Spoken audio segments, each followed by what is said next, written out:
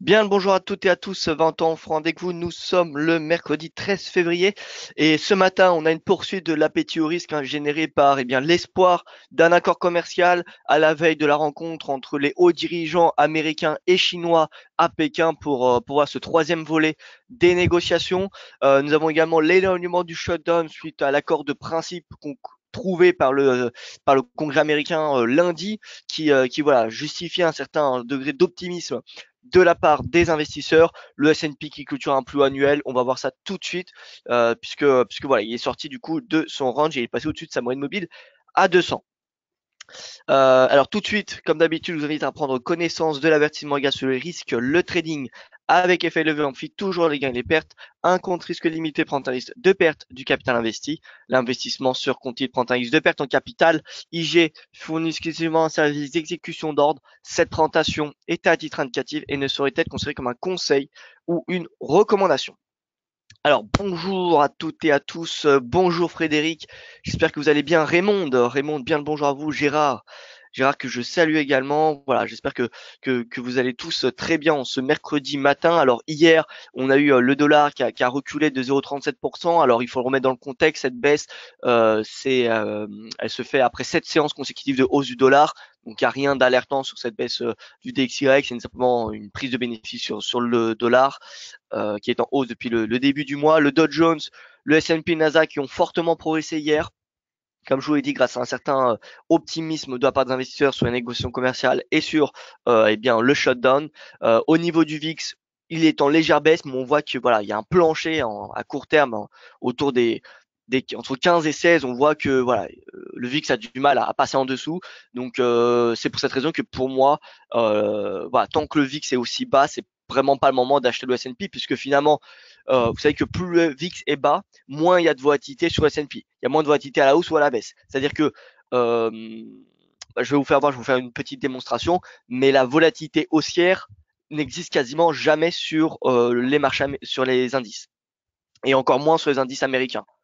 Depuis 2009, il n'y a pas beaucoup de volatilité haussière. Donc plus le VIX est bas, c'est bon signe pour les marchés actions, mais on va dire que la marge de hausse est assez limitée. D'accord. Il y a une formule mathématique qui, selon le VIX, donne des bornes sur 30 jours de range pour le S&P 500. Donc, par exemple, un support, une résistance. Donc, j'ai pas la formule en tête, je pourrais pas vous la dire parce qu'elle est extrêmement compliquée. Mais voilà, selon la valeur du VIX, plus la valeur du VIX est basse, plus on a le S&P qui a de chances d'être en range. Voilà. Donc c'est ça qu'il faut retenir sur le VIX. C'est pour ça que faut pas acheter. Enfin, c'est assez risqué d'acheter les marchés actions lorsque le VIX est bas, à part dans un contexte comme en 2017 où on n'avait vraiment aucun catalyseur, comment dire, inquiétant. On avait le marché qui priceait, qui intégrait dans les prix l'effet de la baisse des impôts massifs de Donald Trump. Donc là, c'était bull market, le VIX était extrêmement bas. Voilà, mais là, on n'est plus du tout dans le même contexte. Vous connaissez les échéances qui arrivent, elles sont nombreuses, et donc on n'est pas du tout dans l'environnement de 2017. Rien à voir. Donc c'est pour ça que le VIX aussi bas, pour moi, ne durera pas très longtemps, au maximum jusqu'à la fin du mois. Mais d'ici là, on a quand même voilà, le 17 février, donc dimanche, on a le département du commerce qui va donner le rapport de son enquête sur les véhicules européens. Faut-il taxer les véhicules européens? Si oui, à combien de pourcents? 10% comme ce que fait l'UE sur les voitures américaines, ou est-ce que 25% comme ce que menaçait Donald Trump en juillet de l'année dernière? Vous voyez, donc c'est pas les taxes, en tout cas il y a de fortes chances qu'il va en avoir. Donc ça va être source de volatilité. On a d'ici la fin de semaine bien la fin des négociations, enfin la fin des troisième volet des négociations commerciales entre Washington et Pékin. Voilà, donc on a quand même des échéances à surveiller d'ici la fin du mois, s'il n'y a pas que la fin de la trêve commerciale. Voilà, donc pour moi, le VIX aussi bas, ça ne durera pas encore très très longtemps, peut-être jusqu'à la fin de semaine, parce que peut-être le marché attend voilà, un catalyseur comme les négociations commerciales ou comme le rapport du département du commerce sur les voitures européennes, mais voilà, hausse du S&P est clairement limitée pour le moment. Donc je vais y revenir dans un petit instant. On voit que ce matin, on a une poursuite de l'appétit au risque puisqu'on a le Nikkei qui bondit de 1,34% après une hausse de plus de 2% la veille. Le MSCI Asie, en excluant le Japon, est en hausse de 0,62%. L'or, il est en hausse. Alors l'or, il est en hausse pas parce qu'il y a de l'aversion au risque, mais vous savez, parce que le premier facteur qui influence l'or, c'est le dollar. Et donc si on a une baisse du dollar, on a une hausse de l'or. Bien évidemment, on a l'appétit et l'aversion au risque qui va également contribuer à la performance de l'or, mais le premier facteur qui influence l'or, c'est le dollar. Sinon, l'or serait corrélé inversement marché-action, ce qui n'est pas le cas. L'or n'est pas corrélé au marché-action. Il a une corrélation qui est quasiment nulle, d'accord, qui est autour de zéro. Elle n'est pas négative. Donc, l'or, c'est avant tout un actif corrélé négativement au DXY, au dollar. D'accord. Donc ça, il faut vraiment le garder à l'esprit. C'est pas, faut pas shorter l'or parce qu'on a une hausse des indices, d'accord? Ça c'est pas comme, ça fonctionne pas comme ça l'or. Alors oui, quand on a un mouvement de panique sur les marchés actions, il y a tendance à avoir une montée de l'or parce qu'il y a de l'aversion au risque, mais ça ne veut pas dire que parce qu'il y a une hausse des indices, il ne peut pas avoir de hausse de l'or. C'est très particulier hein, l'or.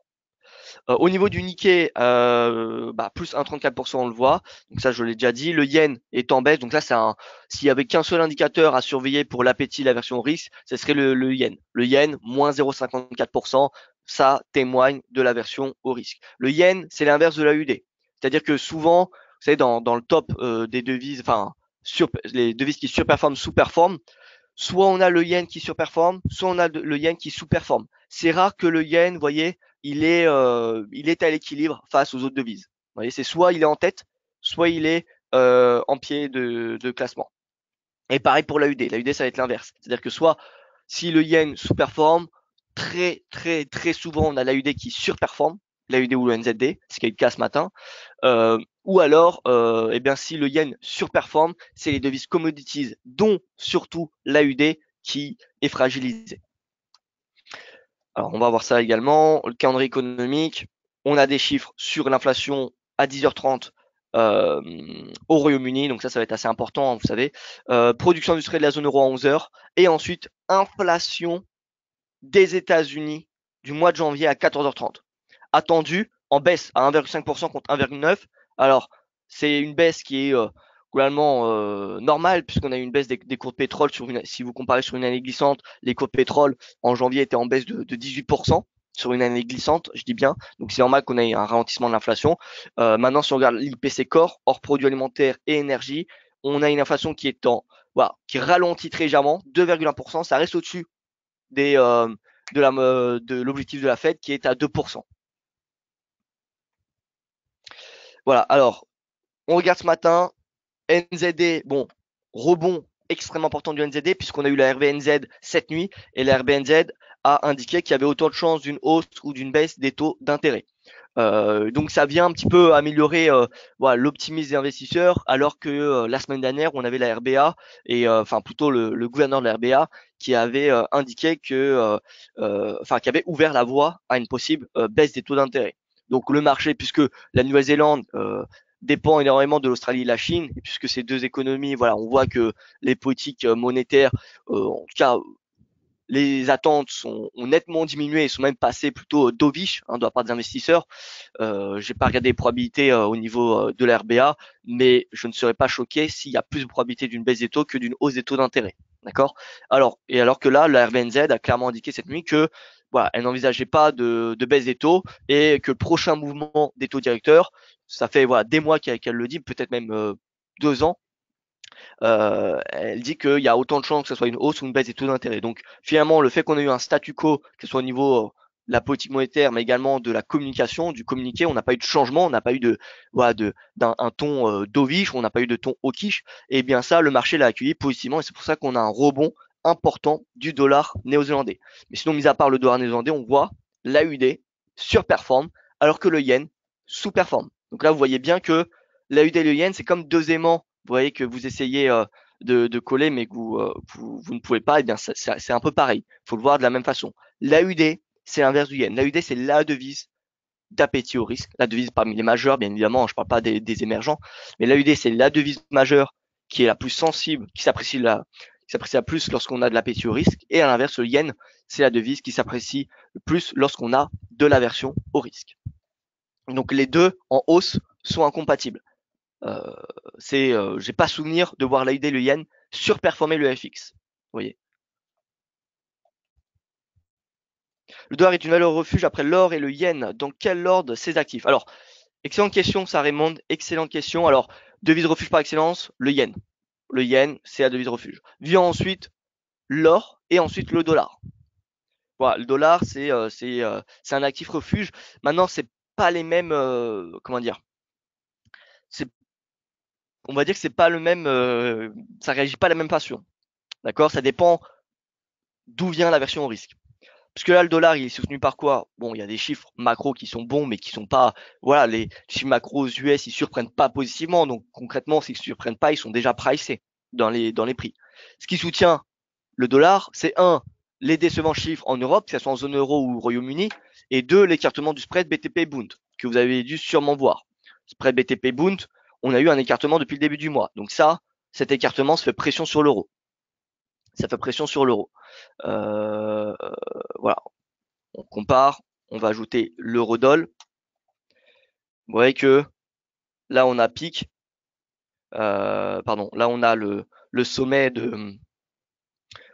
du spread BTP Bund, l'eurodoll qui augmente. Là on a un rebond, vous voyez, du spread. On a une baisse de l'euro qui suit. Là on a un rebond du spread, on a une baisse de l'euro. Donc voilà, on a cet écartement du spread BTP Bund compte tenu des incertitudes sur la croissance italienne et donc sur l'endettement italien, parce que si on a un ralentissement de l'économie italienne, finalement le ratio dette PIB va sûrement être revu à la hausse. D'accord? Donc ça pourrait dégrader la note souveraine italienne qui sera revue par Fitch le 22 février prochain. Donc Fitch, l'agence de cotation, révisera la note de l'Italie, probablement pas à la hausse, va pas améliorer la note italienne, il n'y a pas de raison. Donc c'est soit elle va changer son commentaire en passant en négatif. Alors je ne sais plus c'est quoi en ce moment le commentaire de Fitch. Alors on peut regarder ça sur Trading Economics. Trading Economics, voici. Hop.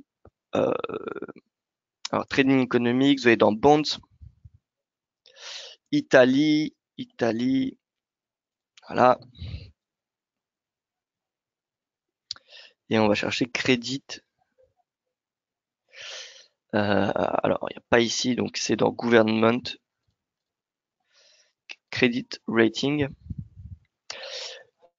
Donc voilà, c'est les dernières révisions. Donc on voit S&P le 26 octobre 2018, rating donc BBB, donc ça est resté inchangé. Par contre, Outlook négatif. Donc c'est un avertissement. Voilà. Et Fitch, 31 août 2018, négatif. Donc il y avait déjà une perspective, une prévision négative.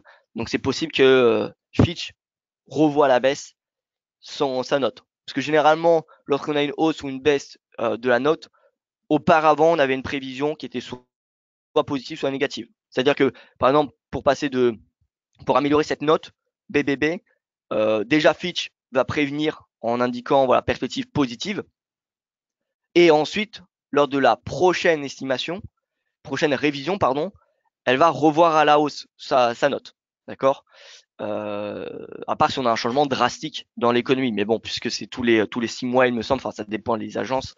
Je suis pas spécialiste sur les notes souveraines, mais c'est comme ça que ça fonctionne. Donc là, c'est déjà négatif de la part de Fitch. Moody's, c'est stable. S&P, c'est négatif. Donc voilà, Fitch, c'est le 22 février. Puisqu'on a des prévisions de croissance de l'Italie qui sont revues à la baisse, du coup les prévisions de dette en fonction du PIB. Donc là, vous savez que alors il me semble de tête, c'est 131% de dette par rapport au PIB en Italie. Donc puisque les différents organismes revoient à la baisse les prévisions de croissance, dont celle de l'Italie, ben finalement, ce ratio dette PIB est amené à augmenter mécaniquement. D'accord? Donc ça pourrait affecter cette note souveraine. Cette note, et si on passe sur une note plus négative, eh bien, vous savez que les notes souveraines données par ces agences de cotation ont une influence importante sur les rendements obligataires. Donc si Fitch dégrade la note de l'Italie, on aura les rendements italiens qui vont progresser puisque le marché obligataire sera davantage sous pression. Et donc le spread BTP Bund va s'écarter ce qui fera davantage pression sur l'euro. Donc voilà, c'est ça ce que le marché est en train d'anticiper pour le moment. C'est ce spread BTP Bund, c'est notamment ça qui fait pression sur l'euro et qui donc soutient le dollar. Mais c'est pas parce qu'on a des bonnes des bons chiffres, hein, des chiffres, des bonnes surprises aux États-Unis qu'on a une hausse de dollar. C'est pas du tout pour ça. Alors donc au niveau des indices S&P, voilà, toujours la divergence, mais pas de validation. Et comme on l'avait dit voilà, précédemment, on attendait que le stochastique passe sous 80 pour avoir un signal baissier important sur S&P, chose qu'on n'a pas eu. Hier, bon là vous voyez que j'ai le graphique en Enkinashi, ça permet un peu de filtrer le prix. Voilà, ça change pas beaucoup, mais bon, voilà, c'est plus visuel, je trouve. Donc S&P clôture au-dessus de sa moyenne mobile à 200, c'est un signal haussier. En plus, il clôture au-dessus de son précédent sommet, c'est également un signal haussier. Donc pour le moment, il n'y a pas de stratégie de vente à mettre en place, bien que le VIX soit bas. Voilà, pour le moment, c'est haussier. Donc le fait qu'on passe au-dessus de la moyenne mobile à 200, excusez-moi, je reviens sur le journalier, eh bien, ça mène à penser qu'on peut rejoindre voilà, cette résistance à 2821 qui va être une résistance très très importante puisque vous voyez que ça avait fait office de résistance à 3 reprises. Voilà, donc là, je pense que le S&P, techniquement, a une marge de hausse jusqu'à 2821. Étant donné qu'on est passé au-dessus de la moyenne mobile à 200, voilà, c'est premier objectif 2821. Je ne sais pas si on ira chercher les plus annuels. Je ne pense pas. Après, voilà, j'ai pas de boule de cristal entre les mains, mais le signal technique qui nous a été donné hier, il est particulièrement haussier quand même. Donc voilà, on va pas s'amuser à passer à la vente maintenant, même si on a eu un breakout. Comment surveiller en live le spread BTP Bund? Alors pour cela, il vous suffit d'aller sur la plateforme ici à TradingView et vous mettez voilà, cette formule, donc IT10Y moins DE10Y. C'est le rendement du 10 ans italien moins le rendement du 10 ans allemand. Et là, vous savez le spread. Si ce spread s'écarte, c'est signe euh, d'incertitude en Europe et plus particulièrement en Italie. Et donc, ça fait pression sur les actifs européens, dont surtout ceux italiens. Voilà.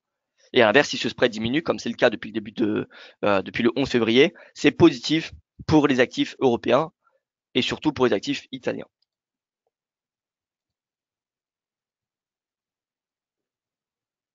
Denis qui me dit bonjour Antin, le creux d'hier à 1,1257 de l'eurodoll n'est-il pas un joli bear trap puisque les 1,13 ont été refranchis et ont tenu? Alors oui, justement, c'est un petit peu la. Alors on va en reparler de l'euro-dollar. Je vais pas passer maintenant parce que voilà, je suis sur les indices. Comme ça, on va rester dans le cadre. Donc je continue sur les indices et ensuite j'en parlerai de l'euro-dollar qui est voilà dans une phase un petit peu spéciale, hein. Excusez-moi, j'étais en train de boire. Voilà, donc S&P, très légère hausse jusqu'à 2821, ça me semble possible. Maintenant, faut être très vigilant.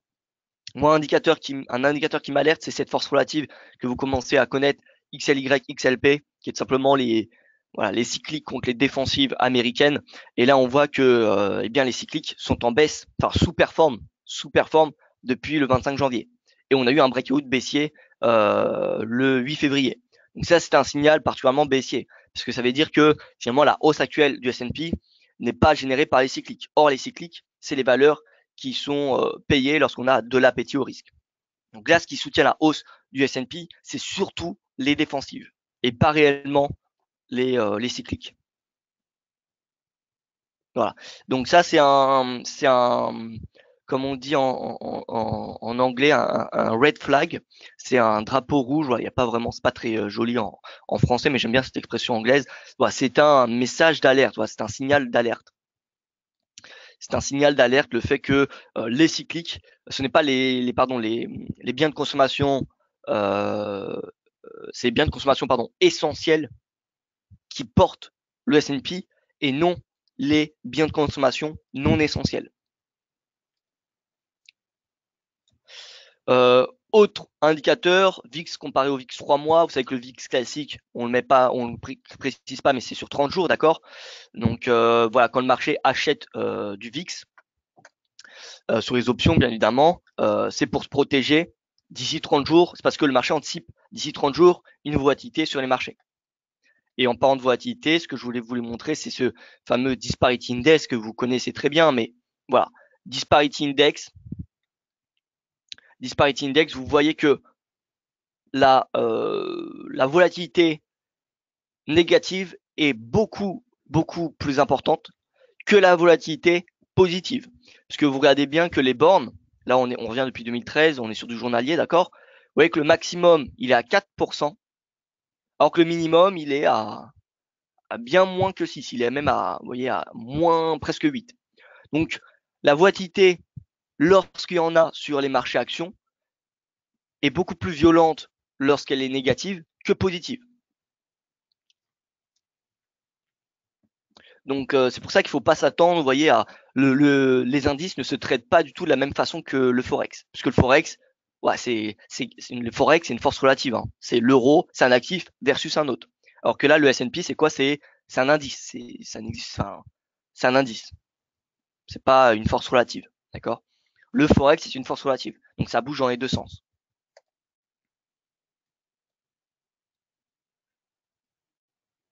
Voilà, donc S&P, pour le moment, c'est des signaux haussiers, et je dirais que la perspective va être haussière jusqu'à 2121, étant donné qu'on a eu deux signaux haussiers.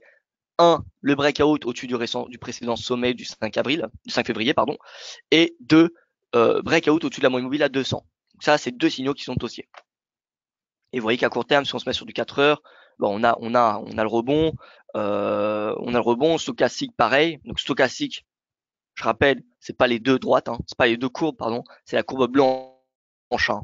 Ensuite, la deuxième, celle qui est latente, c'est une moyenne mobile du stochastique. Hein. Et c'est ce qui permet de donner un signal.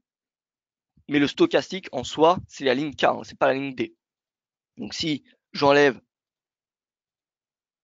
voilà, D, K en blanc, c'est le stochastique. C'est ça le stochastique. D'accord? Et là, le stochastique, il est bien orienté à la hausse. Donc ça, c'est haussier. C'est un signal qui est haussier. Nasdaq, pareil, hein, ça confirme puisque les techs, voilà, elles sont haussières. Par contre, on n'a pas de breakout sur le Nasdaq, donc ça, c'est pareil, c'est un red flag. Dow Jones, pas de breakout non plus. Donc voilà, on voit bien que c'est les biens de consommation non essentiels qui portent le S&P et non pas l'inverse. Donc ça, c'est voilà, ça invite à la prudence quand même. Hein. C'est haussier, mais il n'y a pas d'euphorie, d'accord? Donc voilà, ça serait intéressant de voir les volumes. Les volumes, bien écoutez, qu'on va regarder tout de suite sur la plateforme, les volumes du futur. Les volumes du futur, voilà, donc qui sont là. On va se mettre sur de l'hebdo. Et je suis persuadé que les volumes, voilà, ils baissent. Regardez, le point bas. Alors ça, c'est vraiment bearish, hein, comme signal. Je ne sais pas si vous connaissez le principe des volumes. Mais normalement, les volumes accompagnent la tendance. C'est-à-dire que lorsqu'on a un début de tendance, qu'elle soit haussière ou baissière, il faut qu'on ait une hausse des volumes en début de tendance et une baisse des volumes en fin de tendance. Donc, par exemple, même dans une tendance baissière, au début d'une tendance baissière, on veut avoir une hausse des volumes. Et lorsqu'on aura une diminution des volumes, ça sera synonyme de fin de tendance. Et là, qu'est-ce qu'on a? On a le pic du S&P, une hausse des volumes, le rebond du S&P, et que font les volumes? Ils baissent. Donc ça, c'est un mauvais signal. C'est-à-dire que la tendance tourne à la baisse. Voilà, donc ça, c'est pareil, c'est un red flag. Donc vous voyez qu'il y en a quand même pas mal de red flags. Hein. La force relative entre les biens de consommation essentiels, non essentiels versus les essentiels, qui est en baisse. Le VIX qui est bas. Donc ça, c'est pas un signal baissier, mais c'est un signal qui nous indique que c'est pas le moment d'acheter le S&P sur du moyen terme. C'est possible à court terme après le breakout qu'on a eu, mais voilà, c'est risqué quand même au vu de la baisse des volumes, de la baisse de la force relative. Et voilà, j'en saute des indicateurs. Donc voilà, moi j'invite à la prudence si vous souhaitez payer le S&P. Ok, on a les signaux techniques, pourquoi pas, ça se justifie techniquement. Mais voilà, si on regarde un petit peu plus loin, on voit qu'on n'a pas tous les indicateurs nécessaires en bull market qui sont normalement en vert. Actuellement, ils ne le sont pas. Donc voilà, ça ne veut pas dire qu'on va ne pas avoir de poursuite de la hausse. Mais vu qu'on n'a pas ces indicateurs dans le vert, ça m'étonnerait qu'on aille rejoindre les 2950. Vous voyez, la hausse, on peut en avoir une, mais elle sera assez limitée. Tant qu'on n'a pas la force relative en hausse et les volumes en hausse. Je passe sur les indices. Les indices sous résistance, donc vous voyez, ils rebondissent. Alors surtout le CAC, on va commencer par le CAC 40, parce que vous voyez, CAC 40, il est revenu tester voyez ces sommets. Donc pareil, le CAC, il est sous ses sommets, tout comme le Dow Jones, tout comme le Nasdaq. Il n'y a que le S&P qui a dépassé ses sommets. D'accord. Donc ça, voilà, d'après la théorie de Dow, vous savez que la théorie de Dow, il faut des confirmations du signal via des indicateurs, enfin, via d'autres index. Normalement, Dow, donc la personne qui s'appelait Dow, utilisait le Dow Jones Transport comme confirmation du Dow Jones Industrial. Donc là, le Dow Jones Transport, il existe encore.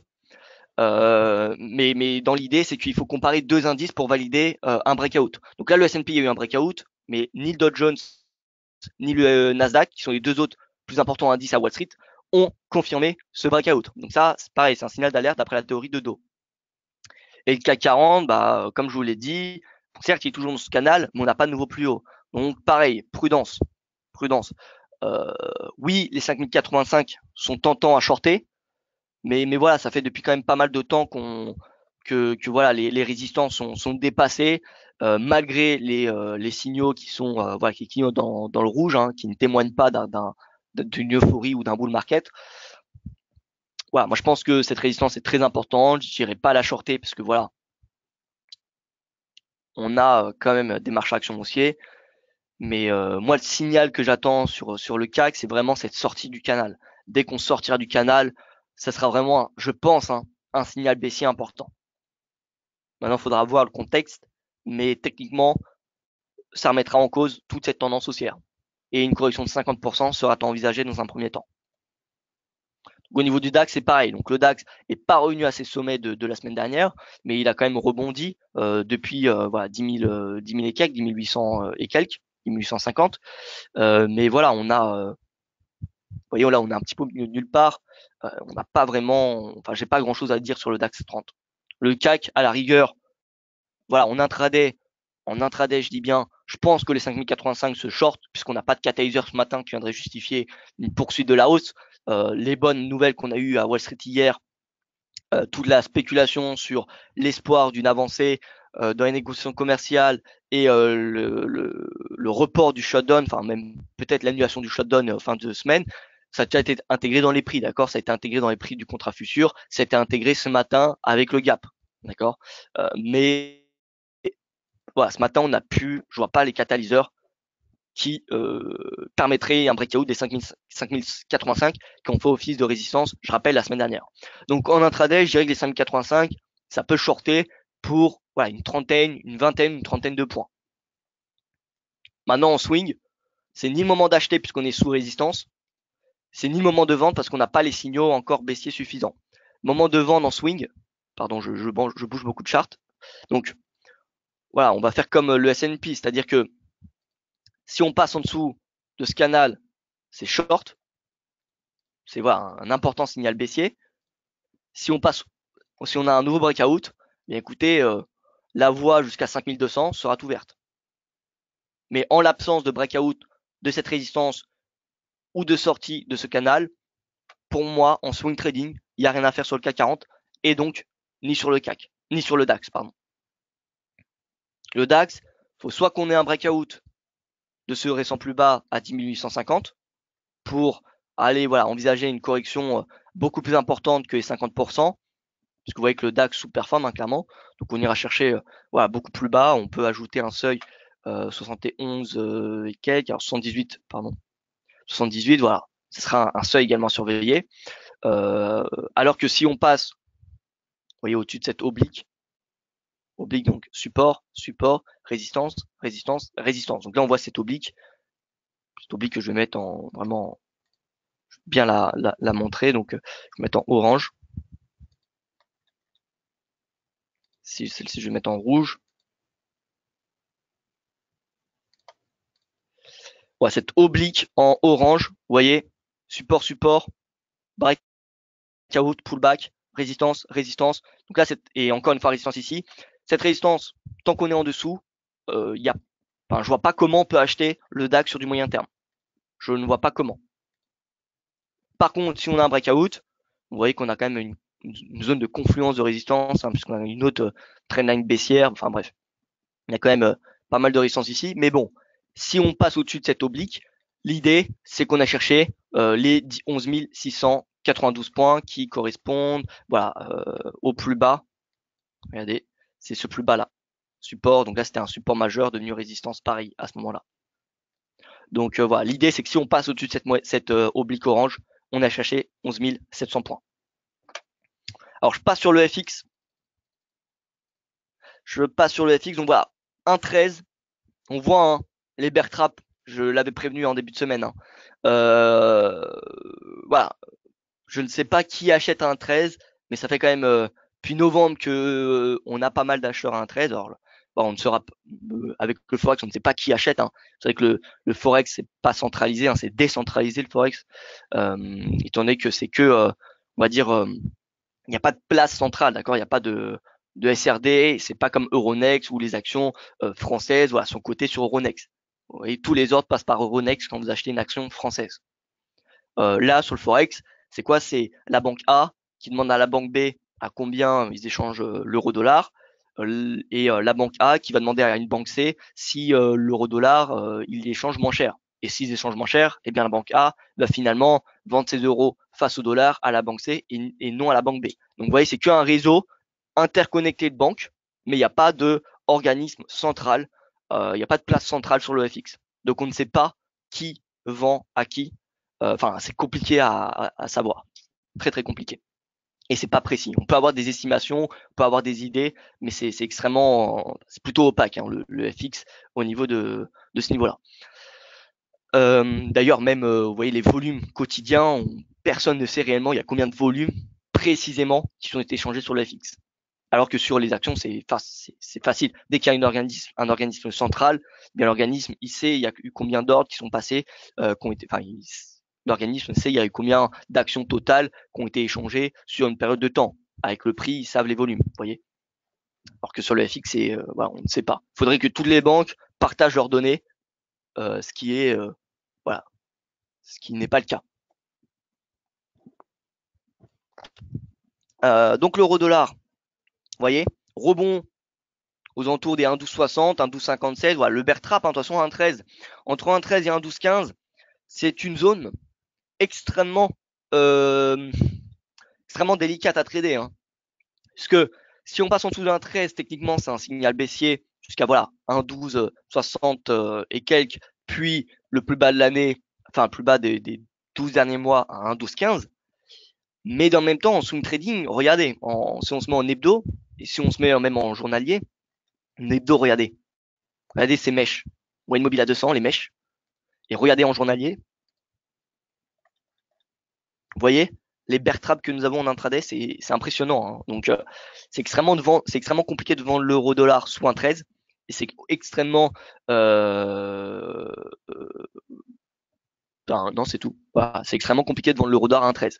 C'est soit on passe sous un 12-15, et là, concrètement, voilà, c'est un nouveau plus bas de 12 mois. C'est un signal, donc, du coup, fortement baissier.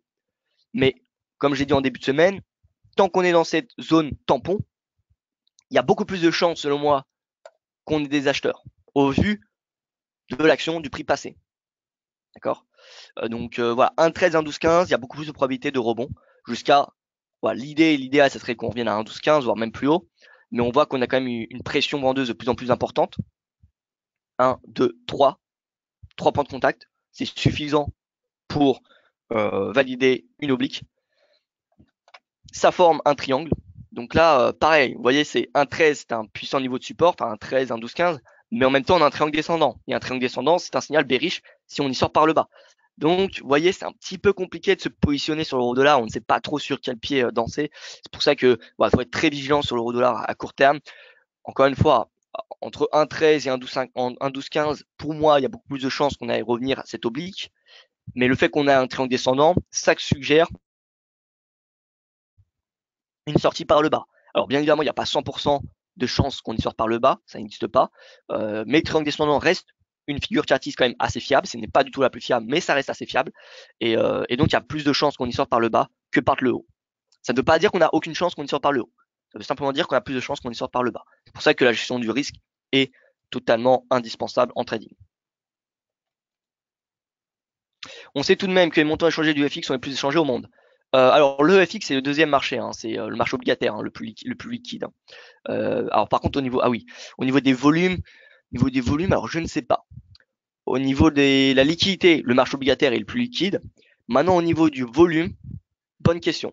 Le FX est clairement supérieur au marché action. Voilà, ça n'a rien à voir, hein. Le marché action, à titre de comparaison, vous savez que les échanges des actions sur le cash de l'indice CAC 40, c'est environ, allez, quand il y a de la volatilité, quand il y a un peu de volatilité, c'est 3 milliards par jour sur le CAC.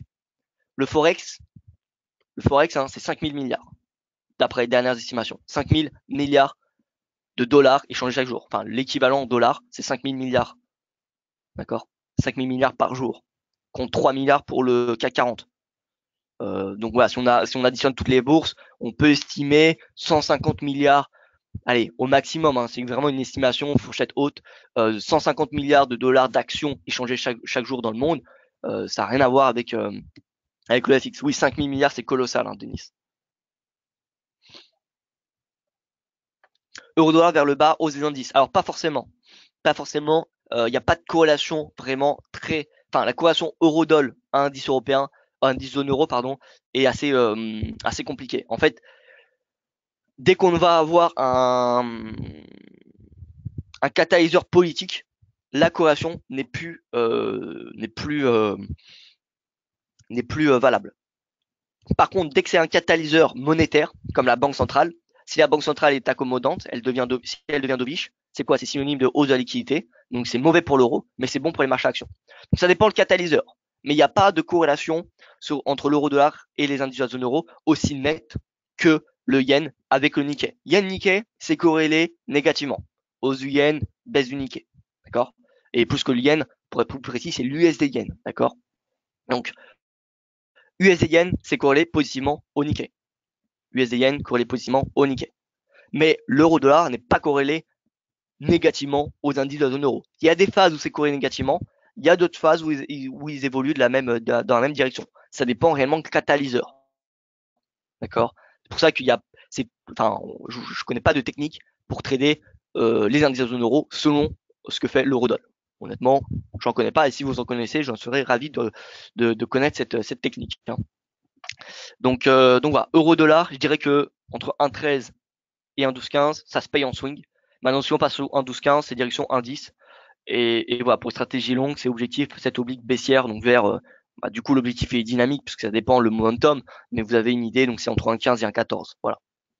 GBP, pareil, 1,28, c'est un niveau de support très important, qui est pas comparable au 1,13 de l'euro-dollar ou là 1,13 de l'euro-dollar. Voilà, ça n'a pas vraiment été dépassé. Alors on a eu des bear traps, mais là vous voyez que le GBP USD 1,28, ça a quand même été, voilà, ça n'a pas le même niveau de support que l'euro-dollar, hein, c'est pas comparable. Donc voilà, mais ça reste un niveau de support quand même assez important, 1,28 sur le GBP USD, donc à surveiller. Et l'USD yen, bon, il est venu chercher, alors il est où alors? Journalier, pardon. Journalier, le yen est vendu à court terme puisqu'on n'a pas d'aversion au risque. On le voit, on a le S&P qui a inscrit un nouveau record. Mais voilà,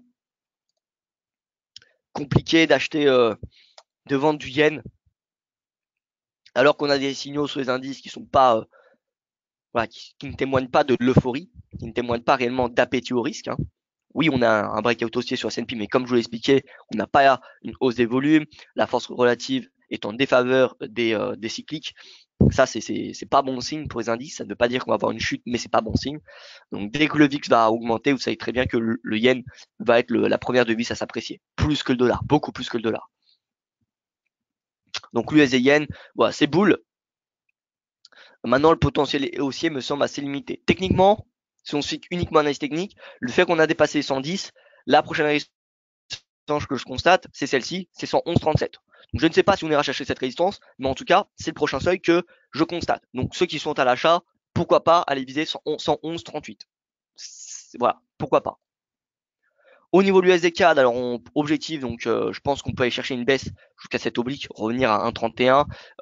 Voilà, les cours de pétrole, c'est en hausse, mais on revient en haut du range, vous voyez, en haut de ce range canal, hein, canal légèrement haussier. Donc là, du coup, on peut s'attendre à une consolidation, voire une baisse des cours de pétrole, ce qui aurait un impact négatif sur l'USD CAD. Positif, pardon, sur l'USD CAD, excusez-moi. Donc du coup, non, excusez-moi, l'USD CAD s'attend potentiellement à un rebond. Pour le moment, on n'a pas les signaux haussiers. On voit que d'un point de vue Kinashi qui permet de lisser le prix, on n'a pas de chandelier vert et le stochastique est sous 20 à 12. Donc c'est témoin d'un momentum qui est baissier. Regardez pourquoi il ne faut pas acheter lorsque les indicateurs de momentum sont survendus. Regardez, là, stochastique qui passe sous 20, d'accord? Le prix continue à baisser.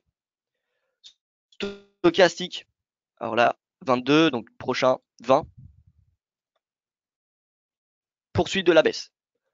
Et on pourrait faire la même chose pour la hausse. Vous voyez, stochastique 79, donc 80, au-dessus de 80, poursuite de la hausse. C'est pour ça qu'il ne faut pas se précipiter lorsqu'on a des indicateurs de momentum qui arrivent dans des zones d'excès. C'est pas parce que on est dans une zone d'excès qu'il faut vendre, d'accord, ou acheter.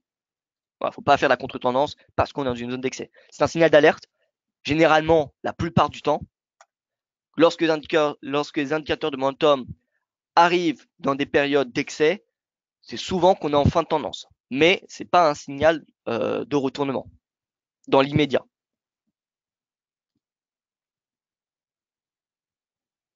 Donc USD Yen, moyenne mobile exponentielle 200, barrage à 111, oui, peut-être, voilà, on a des indicateurs, hein.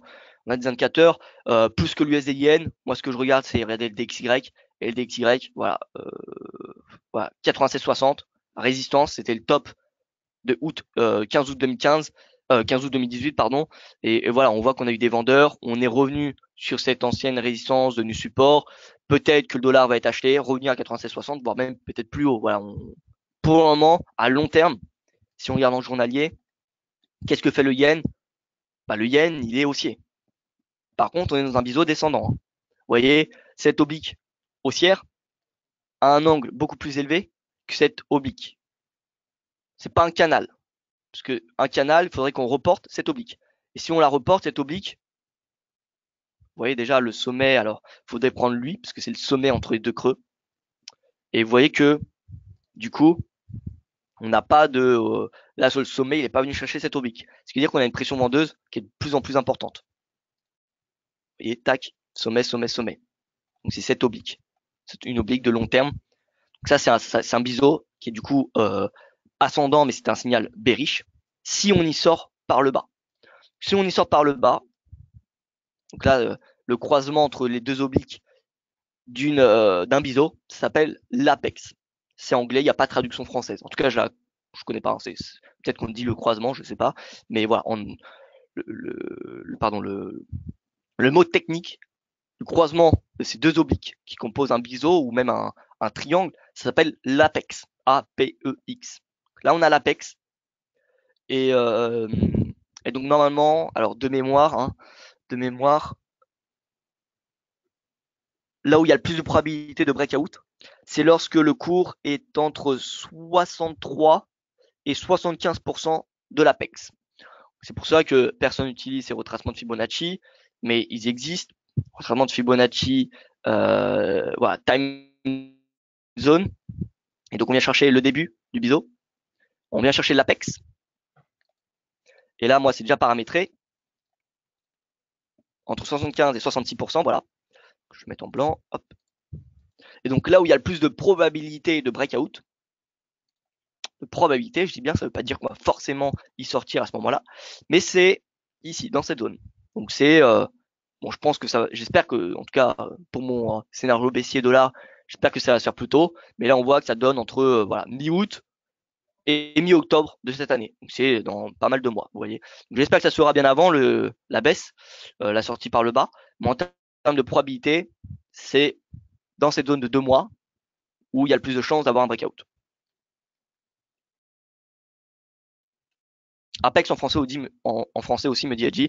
Ouais, bah écoutez, voilà, donc merci Edgy. Moi voilà, comme vous savez, j'ai passé un certificat d'analyse technique et c'est en anglais. Donc du coup, voilà, tous les livres d'analyse technique que j'ai lus du coup sont anglais et c'est pour ça que finalement j'utilise beaucoup de mots techniques en anglais et pas en français parce que je les ai pas vraiment appris en français. Donc voilà, merci en tout cas pour cette confirmation, hein, Edgy. Donc ça s'appelle également Apex en français. Quelle serait en daily une cible haussière sur l'euro-dollar? Alors, comme je vous l'ai dit en daily de Nice, l'objectif, c'est l'oblique baissière qui forme ce triangle descendant. Triangle descendant, c'est cet oblique, l'objectif.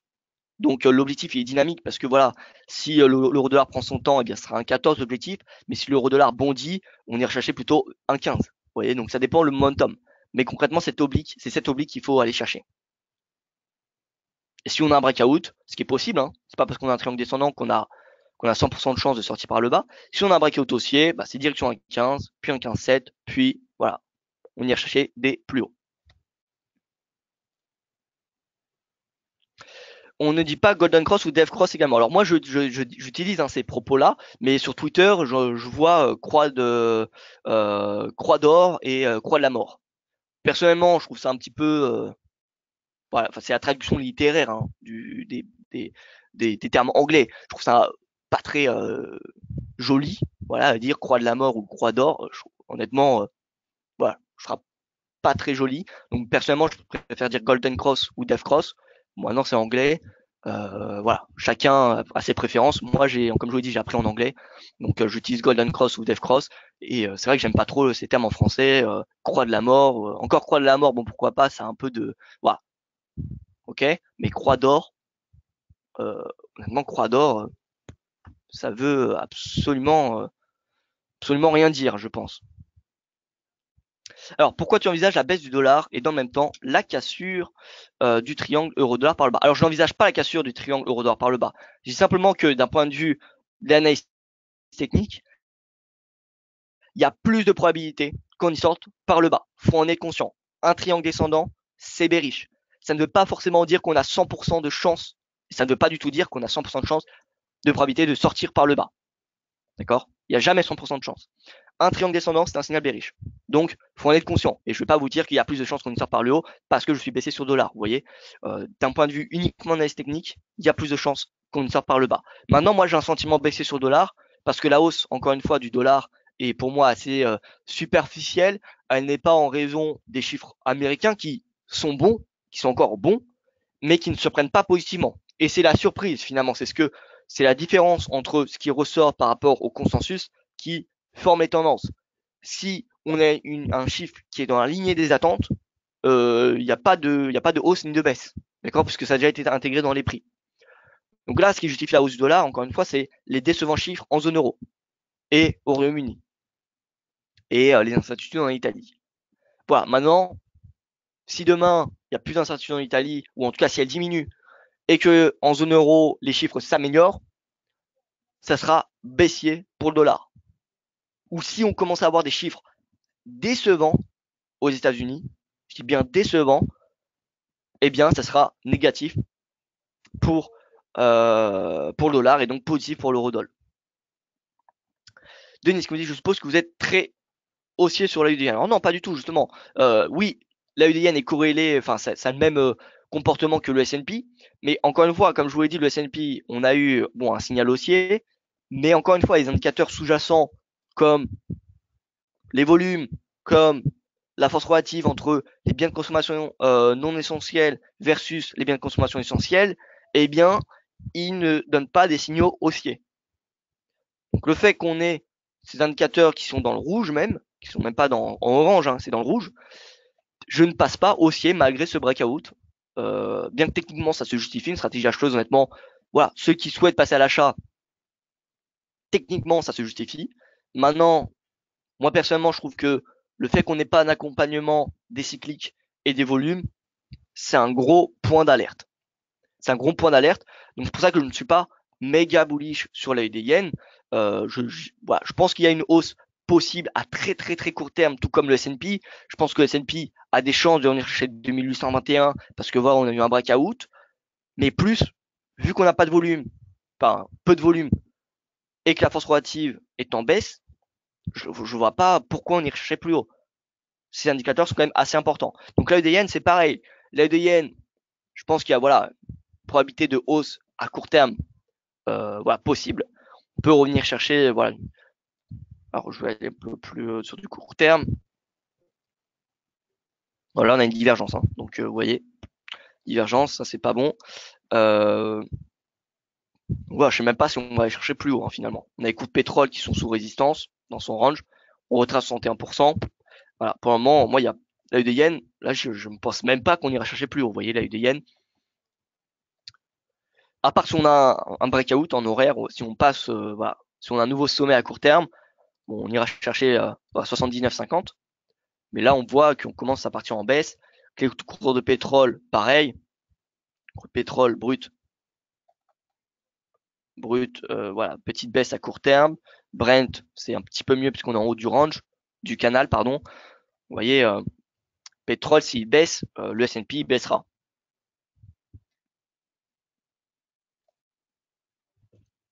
Oui, vu la situation en Europe, il n'est pas prêt de baisser le dollar.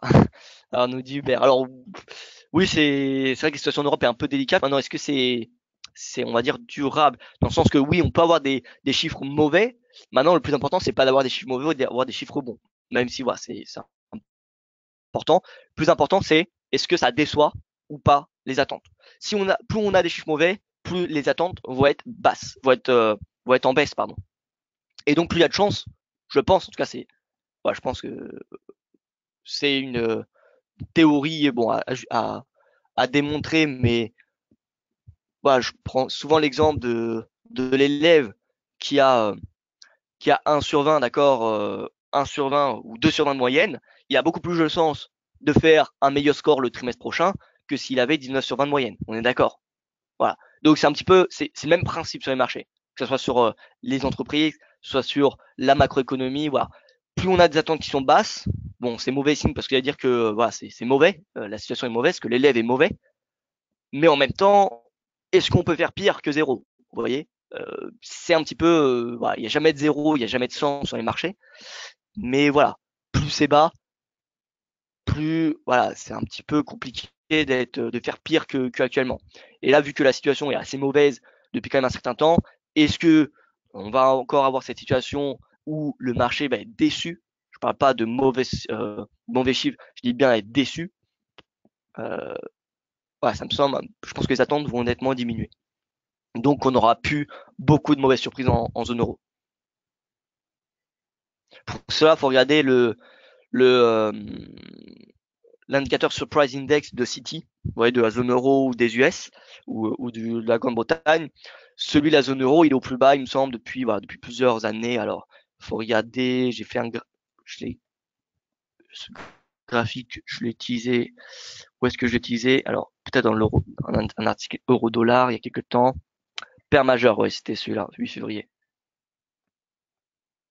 Non, c'était pas celui-là. Alors, euh, ah oui, c'était point banque centrale.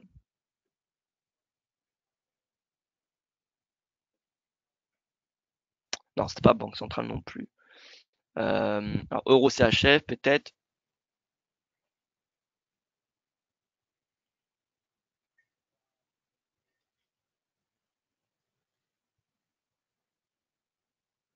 Non, bon, écoutez, je retrouverai ce graphique. Bah écoutez, ce graphique, de toute façon, je sais où je vais le trouver. Je vais le trouver dans mes téléchargements. Alors, je demande 5 petites secondes. Si je ne le trouve pas, je vais passer à autre chose. De toute façon, je ne vais pas m'attarder sur ce graphique. Euh,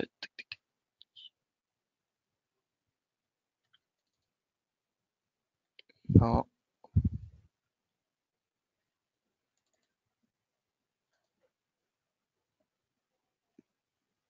Alors, je le trouve pas. Donc, tant pis, je vais essayer de le retrouver pour le prochain webinaire. Donc là, c'est un indicateur qui est calculé par Citi et qui calcule est-ce qu'il y a plus de bonnes surprises ou de mauvaises surprises sur les marchés, enfin sur la macroéconomie de la zone euro ou la macroéconomie aux États-Unis, etc.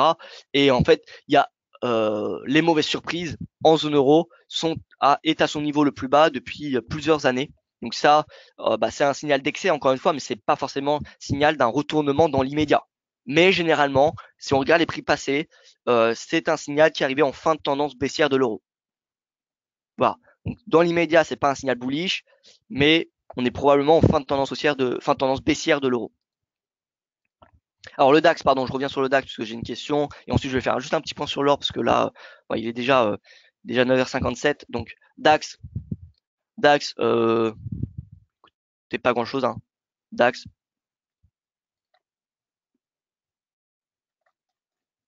nous n'avons pas grand chose, hein. De nouveau, depuis tout à l'heure, on voit qu'on a une résistance à court terme à 11 219 et le support de hier à 11 100 points. Ça sera un support voilà, important. Je pense qu'on restera, il y a de fortes chances qu'on reste dans ces bornes. Voilà, le DAX, j'ai du mal à le voir progresser, étant donné que le CAC qui bute sous, il teste une résistance importante à 5085. 5085 qui est le top hein, de la semaine dernière. Donc voilà, j'ai du mal à voir le CAC dépasser 5085. Et si le CAC ne passe pas au-dessus de 5085, il n'y a pas de raison que le DAX a cherché 11 350. Vous voyez. Donc voilà, je pense qu'on va chercher, on va rester entre le récent sommet là de l'heure en cours et le plus bas de la veille. Je pense qu'on va rester dans cette zone. Euh, Étant donné qu'on n'a pas de nouveau catalyseur, en tout cas ce matin. Peut-être que on va avoir des annonces ici là, mais pour le moment on n'a aucune annonce. Et donc pour terminer l'or, bon l'or consolidation pour le moment il n'y a pas grand chose à dire. Regardez les chandeliers Enkinashi sur l'or, bah, c'est des doji et donc c'est signal, c'est un signal qui est neutre, hein, c'est signal d'indécision, un peu à l'image que ce qu'on avait eu, vous voyez en janvier, mi-janvier, enfin tout le mois de janvier presque. On avait eu ça avait décollé en fin janvier. Mais vous voyez qu'on avait eu des doji, ça c'est synonyme d'indécision, mais également c'est un signal de fin de tendance. Ça ne veut pas forcément dire qu'on va avoir un renversement, mais fin de tendance. Donc là, prudence.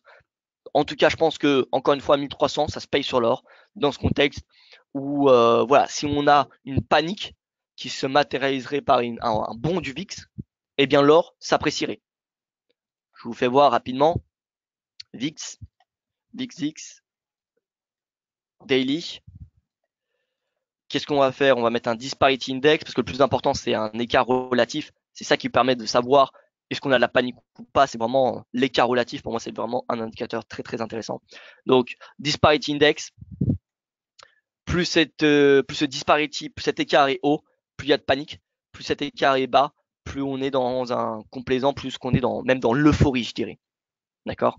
Donc l'euphorie, c'est jamais bon. L'émotion n'est jamais bon. Sur la panique ou l'euphorie, c'est jamais bon. D'accord? Donc l'excès, de toute façon, dans les marchés, l'émotion n'a aucune place. Donc si l'écart relatif est trop haut, la théorie c'est que voilà, on est proche d'un renversement. Et si l'écart relatif est trop bas, eh bien c'est pareil, on est proche d'un retournement du VIX et donc l'inverse sur le S&P. Et donc là, on regarde le gold futur, on regarde même l'USD yen, non, le même l'USD yen, parce que vous savez que c'est un baromètre extrêmement intéressant. Alors, l'or que je vais mettre en jaune et la UDN que je vais mettre en voilà, bleu cyan. Normalement, ça réagit de façon opposée. Hein. Donc là, on va mettre une borne de disparity index, on va mettre une borne à 10%, c'est-à-dire que quand l'écart entre le VIX et sa moyenne mobile à 10 jours est supérieur à 10%, on va considérer, moyenne mobile à 10 jours, c'est 2 semaines, hein, donc c'est court terme quand même, on va considérer qu'on est dans une phase de panique sur les marchés actions, et donc, normalement, on aimerait voir l'or progresser et la yen baisser.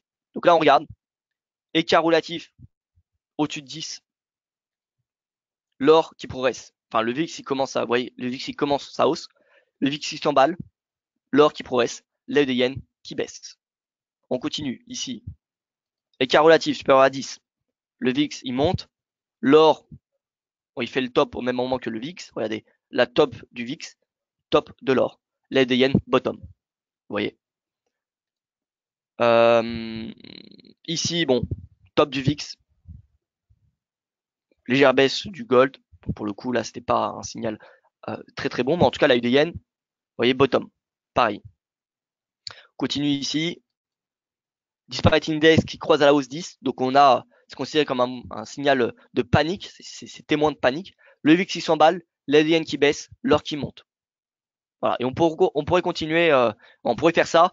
Il y a en termes de probabilité, je pense, beaucoup plus de chances que ces signaux convergent. C'est-à-dire que lorsqu'on a un disparity index qui augmente trop rapidement, lorsqu'on a un écart relatif entre le VIX et sa moyenne mobile à 10 séances qui augmente trop rapidement à la hausse, c'est témoin de panique et donc de hausse du VIX, de hausse du gold et donc de baisse de la yen. Voilà, c'est un petit peu l'idée. pour ça que le Disparity Index sur le VIX, je le trouve, voilà, c'est vraiment un indicateur très très intéressant pour tous les marchés, pas seulement le S&P. Même pour le Forex, c'est vraiment un témoin d'aversion ou d'appétit au risque. Et on va dire une borne qu'on va considérer où on a un mouvement de complaisance, ça va être moins 5%.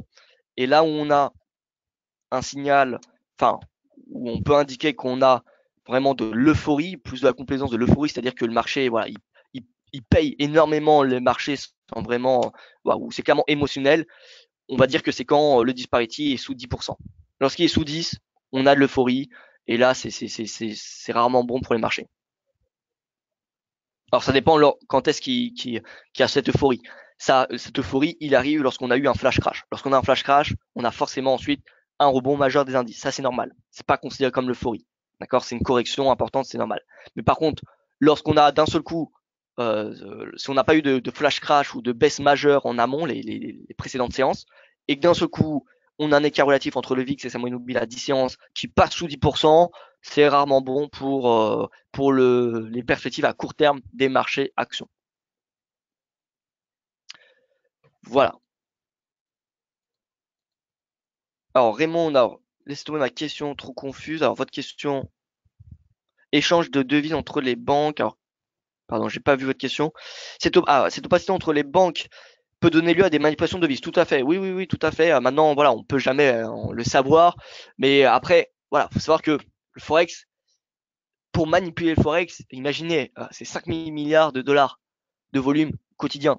Donc pour manipuler le Forex, il n'y a que des grosses banques qui peuvent manipuler le Forex.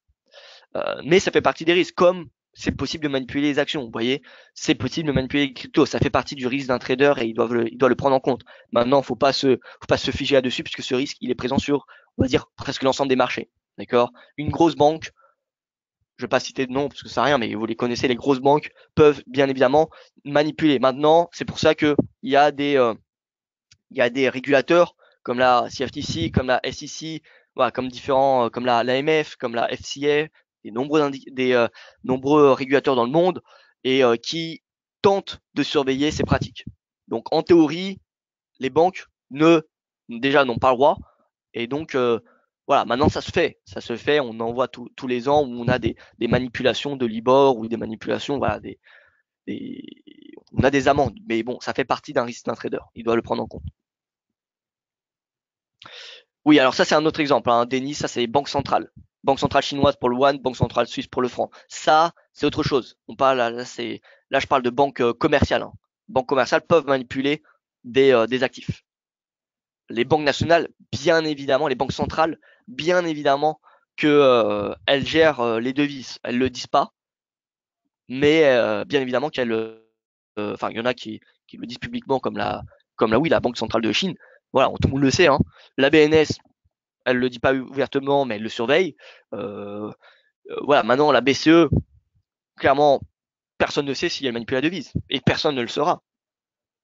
Alors elle manipule dans le sens où voilà, elle gère la liquidité, elle imprime les billets ou non, mais je veux dire manipuler sur le forex, c'est-à-dire est-ce que la BCE achète l'euro-dollar à 1,13? Honnêtement, personne ne peut répondre à ces questions. Moi, je dirais que non, mais honnêtement, j'ai aucune preuve. Vous voyez, personne n'a de preuve. Peut-être que l'euro-dollar achète l'euro à 1,13. Alors, il n'y a pas trop d'arguments à cela, mais peut-être que la Fed, finalement, vous voyez, achète à 1,13. Personne ne sait. Vous voyez, personne ne sait. Honnêtement, ouais, le Forex, c'est assez opaque.